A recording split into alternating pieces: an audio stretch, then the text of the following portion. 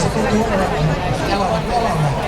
En tiedä kuinka paljon yhdistelmässä on nyt Kataisella ja Salainen pakkoilussa sisäkäteessä ja tommonen palomies maistuisi.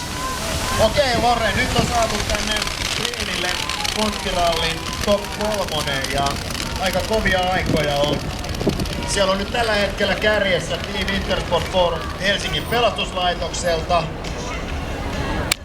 ajalla 3.29. Kakkosena on pelastajakurssi 3.4 Helsingin pelastuskoulusta, vaan 5 sekuntia perässä. Ja kolmantena on pelastusopisto Kuopiosta ja on vaan 15 sekuntia perässä. Et aika tiukkaa on nyt. Elikkä ymmärsinkö ja kuuliko ihan oikein, siis täällä on todella koululaiset siis pistää nyt kaikista melkein, on siellä 3 kärjessä. No kyllä se nyt siltä Nimittäin ruotsalaiset pistää nyt todella kovasti kampoihin. Sinikeltaisissa asusteissa näin.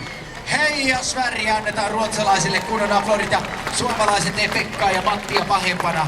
He tulevat ihan askeleen verran perässä. Kohta päästään Kylmä Kallen eli ton 80 kilosen ukkelin kantohommiin.